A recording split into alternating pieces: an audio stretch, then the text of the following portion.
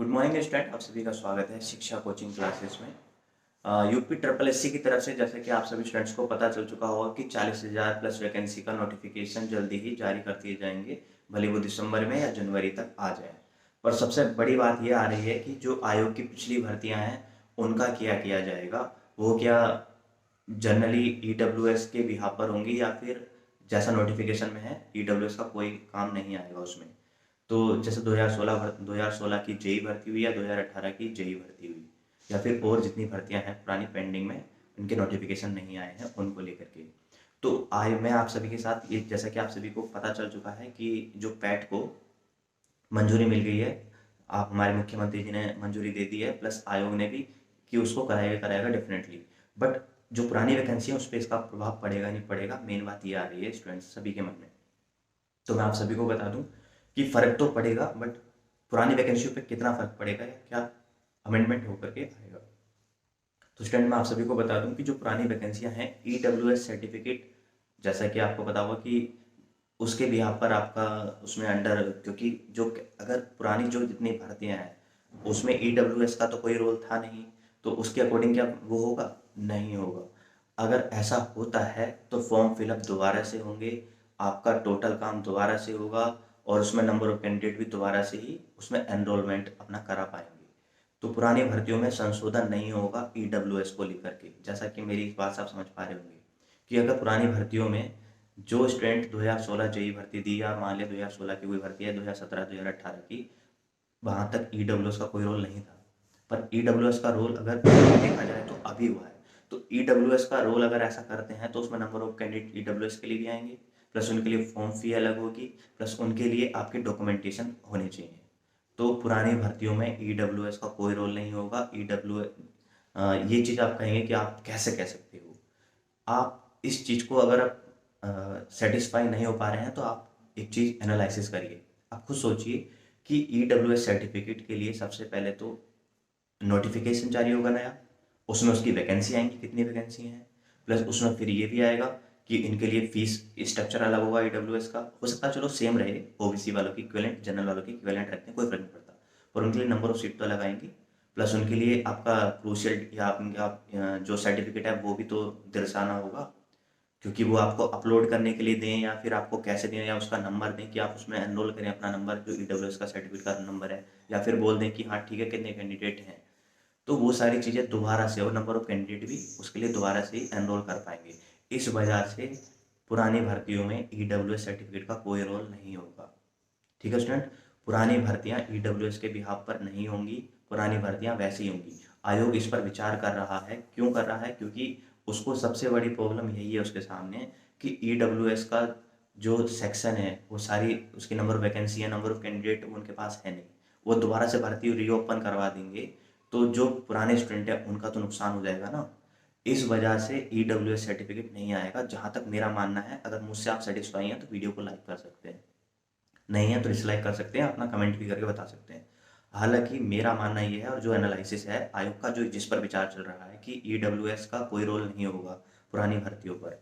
ठीक है student, EWS की रिगार्डिंग अब पुरानी भर्तियां जो होंगी वो पुराने स्ट्रक्चर पर ही होंगी।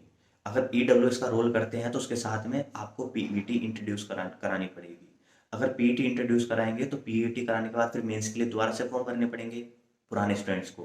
तो पीईटी पुरानी भर्तियों पे लागू नहीं होगा। अब दूसरी बात पीईटी की आ रही है ना, तो पीईटी पुरानी भर्तियों पे लागू नहीं होगा। अगर पीईटी लागू होगा तो पीईटी का मतलब क्या होता है? Preliminary eligibility test. इसका मतलब होता है कि मतलब पैट कराने के बाद प्रीलिम्स तुम्हें पास करके फिर मेंस, यानी जो भी भर्तियां पुरानी हैं उनको देना पड़ेगा, यानी कि फिर से उन्हें भरना पड़ेगा। तो पुरानी भर्तियों पे पीईटी नहीं होगा, 100% श्योर हूँ मैं इस बात से। पुरानी भर्तियों पे पीईटी नहीं होगा। अब बड़ी बात यह आती है कि पीईटी नहीं होगा तो भाई इससे क्या फ़र्क पड़ने वाला है? क्योंकि देखो, अगर पीईटी होता है तो सभी स्टूडेंट ऑल अपने यूपी के उसमें उस एग्ज़ाम को देंगे, प्लस उन भर्तियों को दोबारा से वो भर पाएंगे, तो रीओपन नहीं होगी भर्ती। भर्ती रीओपन नहीं होगी, ईडब्ल्यूएस इंट्रोड्यूस नहीं होगा पुरानी भर्तियों में। आपको समझ में आ गया होगा क्यों नहीं होगा। क्योंकि जो फिर से रीओपन करके ईडब्ल्यूएस के जो वैकेंसी है वो, प्लस रिजर्वेशन प्लस सारी चीज़ें रीओपन करके भर्ती दोबारा से करवानी पड़ेगी। ऐसे ही पीईटी करवा देंगे तो पीईटी से आपको क्या फ़र्क पड़ेगा? पीईटी होगी तो प्रीलिम्स पास करके फिर आप मेंस के लिए जेई की भर्ती होगी या वीडियो की होगी या 2018 जेई की हो वो भर पाएंगे, तो वो भी नहीं होगा, वो भी पॉसिबल नहीं है। यानी पुरानी भर्तियों पे ना ही पीईटी लागू होगा ना ही ईडब्ल्यूएस लागू होगा। इसी बात को लेकर के आयोग चर्चाओं में बहुत ज़्यादा है।